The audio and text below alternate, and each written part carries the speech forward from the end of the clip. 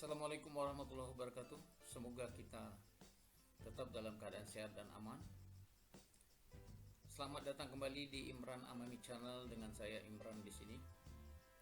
Kali ini saya ingin berbagi tentang video presentasi pemaparan visi, misi dan program kerja yang saya buat pada saat saya mengikuti uji kelayakan dan kepatutan pada sebuah badan usaha milik daerah atau BUMD yang ada di Provinsi Riau.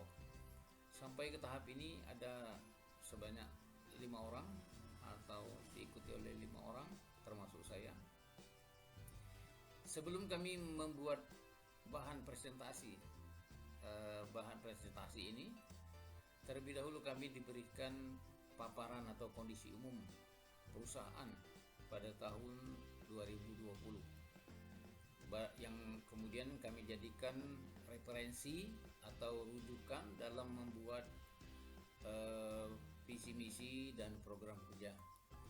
Dan saya telah membuat presentasi ini sebanyak 17 slide yang semuanya berdasarkan atau merujuk kepada paparan atau kondisi umum perusahaan saat itu. Baik, seperti yang tampil di layar saat ini adalah cover atau bagian depan dari visi misi dan program kerja yang saya buat. Dari paparan atau kondisi umum perusahaan, saya membuat visi, yaitu menjadi badan usaha milik daerah yang sehat, meningkatkan kualitas kerjasama, pelayanan publik, kesejahteraan karyawan, mengembangkan kearifan lokal, sekaligus memberikan kontribusi PAD atau pendapatan daerah pada tahun 2025. Kemudian dari visi tersebut saya turunkan ke dalam misi, yaitu ada sebanyak 5 misi, mulai dari meningkatkan profesionalisme dalam pengelolaan melalui evaluasi secara berkala dan berkelanjutan terhadap manajemen internal atau internal audit, kemudian menjalankan sistem pelayanan personal berbasis teknologi untuk memberikan pelayanan publik optimal, kemudian restrukturisasi organisasi perusahaan dan revitalisasi manajemen sumber daya manusia. Di sini nanti saya membuat usulan atau bentuk restrukturisasi dari struktur organisasi yang ada, yang menurut saya masih perlu sekali untuk dilakukan perampingan karena terlalu kurang efisien. Kemudian yang keempat adalah menjalankan fungsi sosial sebagai penggerak ekonomi masyarakat dan fungsi ekonomi sebagai salah satu sumber PAD dan penciptaan lapangan kerja. Ini tetap kita harus mengedepankan fungsinya, yaitu sebagai sumber PAD dan penciptaan lapangan kerja. Kemudian meningkatkan kerjasama dengan BUMN atau BUMD lain dan swasta atau investor yang bergerak dalam bidang aneka industri. Kemudian saya membuat moto, yaitu PT RIT wajah baru dengan Lakib, dengan L4K plus 1P. Ini secara tidak langsung terbaca Lakib. Lakib saya ambil dari laporan akuntabilitas kinerja instansi pemerintah, kalau disingkat, kalau bentuk atau perpanjangan kata dari Lakib. Tapi di sini saya menyebutnya sebagai L4K dan 1P. L4 itu L4K dan 1P. L adalah layak, K kualitas produksi kerjasama antar BUMD atau BUMN, swasta dan investor, K kesejahteraan karyawan, K kontribusi PAD, dan P pelayanan prima. Jadi di dalam mutu ini juga saya mencoba merangkum muatan dari visi dan misi yang saya buat di atas. Kemudian saya membuat program kerja yang nanti kalau seandainya saya jadi bagian dari manajemen, maka saya akan melakukan hal-hal ini dalam program jangka pendek saya. Satu, melakukan proses sertijab secepatnya dengan asas transparansi, jujur, akuntabel dan dapat dipertanggungjawabkan. Kemudian melakukan internal koordinasi meeting direksi, middle management, dan staff untuk menggali informasi dan memetakan masalah. Selanjutnya memeriksa dan melakukan evaluasi terhadap laporan keuangan perusahaan, melakukan evaluasi terhadap pelaksanaan anggaran melalui pengetatan anggaran dan program kerja, kemudian melakukan evaluasi terhadap SOP perusahaan dan lain-lain.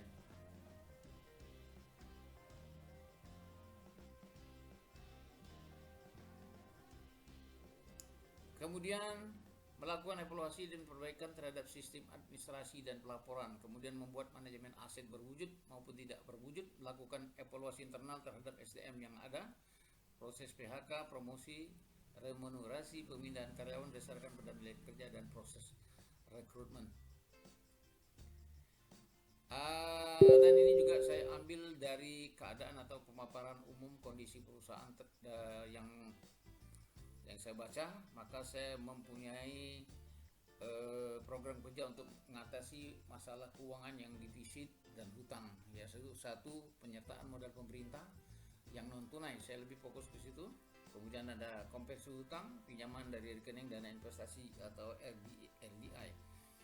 Mengajukan rescheduling jadwal pembayaran hutang atau menghentikan sementara pembayaran hutang untuk menjaga konsolidasi perusahaan. Kemudian ketiga, restrukturisasi hutang dengan melakukan konversi hutang menjadi penyertaan saham.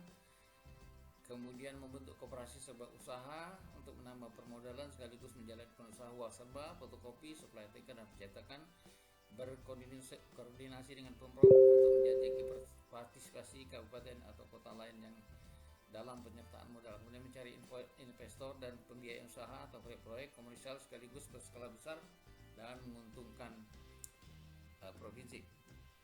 Kemudian saya juga melakukan restrukturisasi organisasi dan perampingan manajemen. Ini juga untuk membantu dalam menekan pengeluaran perusahaan sekaligus membuat struktur organisasi menjadi lebih efektif, yaitu melakukan internal audit terhadap anak perusahaan baik dari sisi akuntansi dan keuangan. Proses amputasi mungkin saja saya lakukan atau merger dengan menggabungkan beberapa anak perusahaan.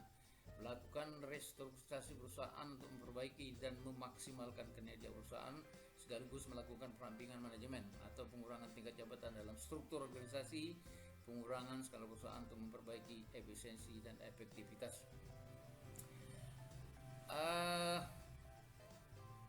Dan inilah skema restrukturisasi dan merger perusahaan. Jadi sebelumnya di dalam paparan atau kondisi umum perusahaan ini masih tersebar. Jadi kemudian saya susun dan saya mergerkan beberapa anak perusahaan menjadi satu anak perusahaan induk, anak perusahaan inti yang membawai divisi-divisi. Kalau sebelumnya divisi-divisi ini menjadi anak perusahaan. Jadi pada skema restrukturisasi ini saya menjadikan anak perusahaan itu hanya menjadi bagian atau divisi yang dua bagian pokok atau dua anak perusahaan utama, yaitu satu menjadi PT Riau Energy Oil dan Gas atau PT Riau Power dan Coal Mining. Divisi-divisinya adalah energi, oil dan gas. Ini saya rampingkan atau saya buat yang tadinya menjadi anak perusahaan, saya jadikan hanya divisi-divisi saja. Dan yang anak perusahaan utamanya adalah PT Riau Energy Oil dan Gas, kemudian PT Riau Aneka Industri yang membawai pertanian, perkebunan, kemudian aneka jasa,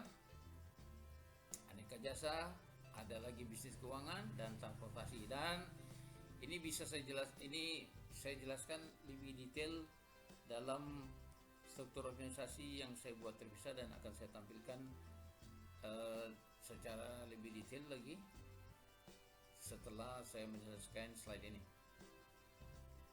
Nah, kemudian saya memiliki program kerja atau usaha untuk menambah pendapatan perusahaan. Jadi usaha untuk menambah pendapatan perusahaan itu saya memiliki metrik analisa unit usaha alternatif sebagai pengganti usaha existing yang sebagian besar berhenti beroperasi. Jadi kenapa unit usaha ini saya ajukan? Karena ini memerlukan modal yang relatif tidak terlalu besar, sehingga kita bisa mengoptimalkan pemanfaatan modal, sekaligus nanti usaha ini memberikan tambahan pendapatan pada perusahaan yang sedang mengalami kondisi keuangan. Jadi dari apa restrukturisasi yang saya sampaikan di atas, maka inilah secara detail unit usaha dengan ruang lingkup usaha dan skema permodalan serta sarana prasarana yang dibutuhkan. Jadi pada PT Riau Aneka Industri, unit usaha pariwisata, angkutan dan hiburan.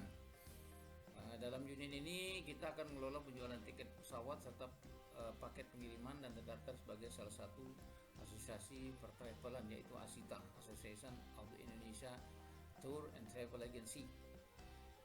Nanti kita mengelola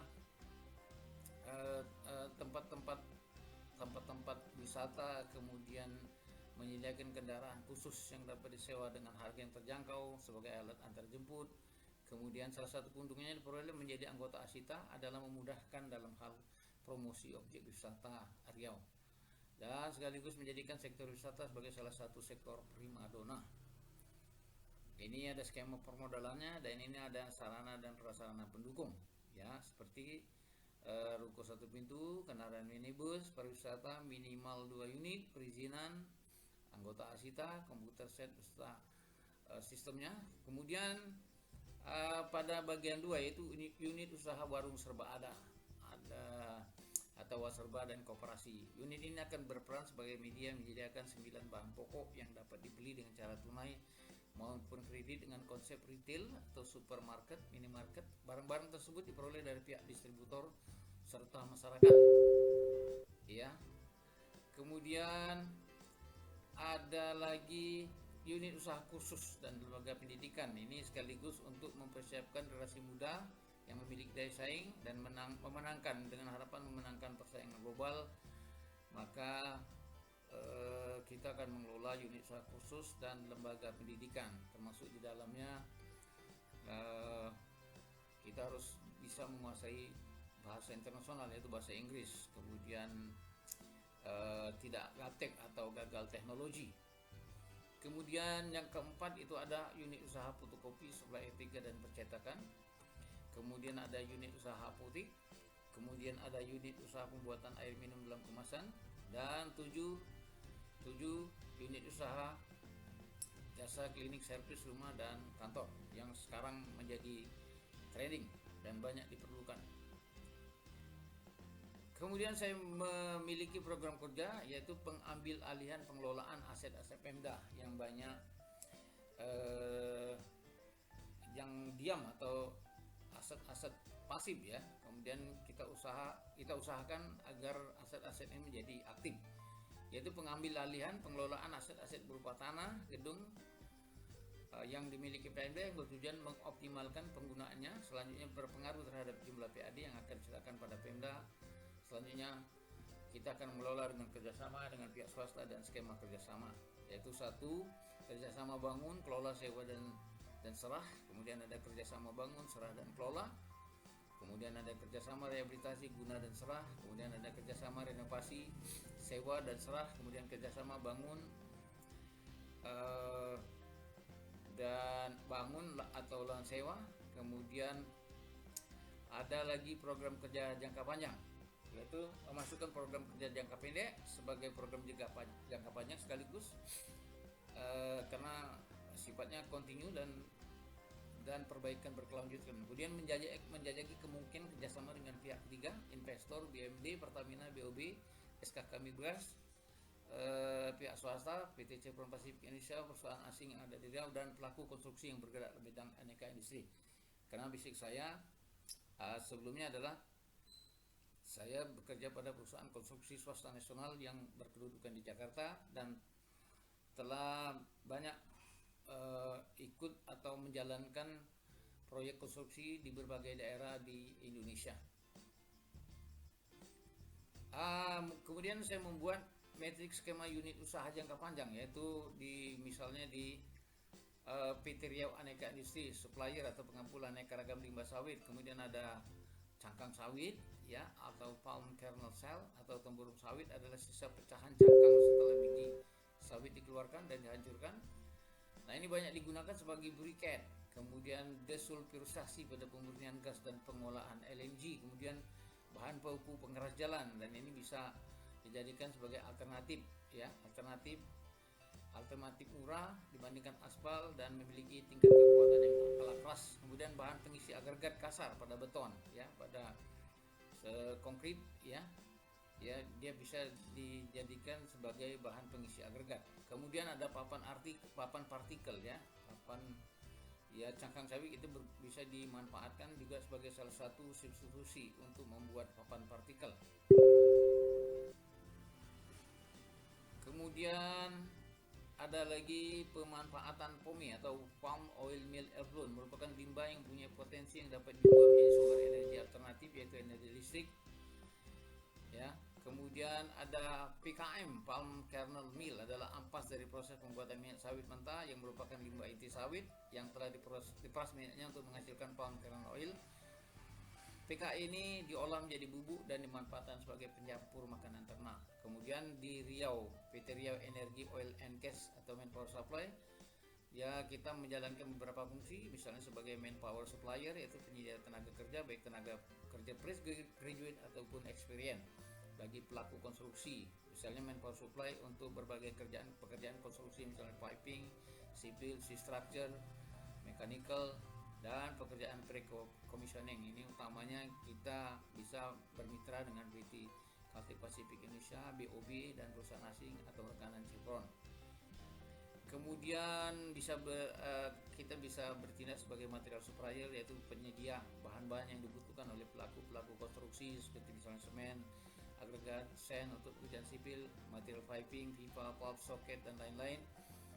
Kemudian kita juga bisa jadi kita harus mempunyai data bank main supplier atau pabrikan pemilik tambang dari material tersebut sebagai rekanan, serta kendaraan berat sebagai sarana transportasi seperti dump truck dan loader dan forklift. Kemudian rental alat berat, alat-alat yang kita miliki sekaligus bisa kita sewakan kepada pihak-pihak lain atau pihak ketiga yang memerlukan. Kemudian sebagai kontraktor proyek migas, karena kita memiliki alat nantinya ya, peralatan berat, dan juga memiliki kemampuan atau pengalaman dalam mengerjakan pekerjaan konstruksi, maka kita bisa sekaligus sebagai kontraktor migas dengan mengambil paket-paket pekerjaan, yaitu misalnya sipil, struktur baja, mechanical, piping, pekerjaan pre-commissioning, sarana dan prasarana, kemudian ada manpower juga ya, investasi yang diperlukan itu nanti akan ditentukan kemudian. Demikian yang bisa saya sampaikan pada kesempatan kali ini. Semoga dapat memberikan manfaat atau bisa dijadikan referensi kepada pihak-pihak yang membutuhkan. Sekaligus saya mengucapkan terima kasih atas perhatiannya, dan sampai jumpa pada video selanjutnya. Assalamualaikum warahmatullahi wabarakatuh.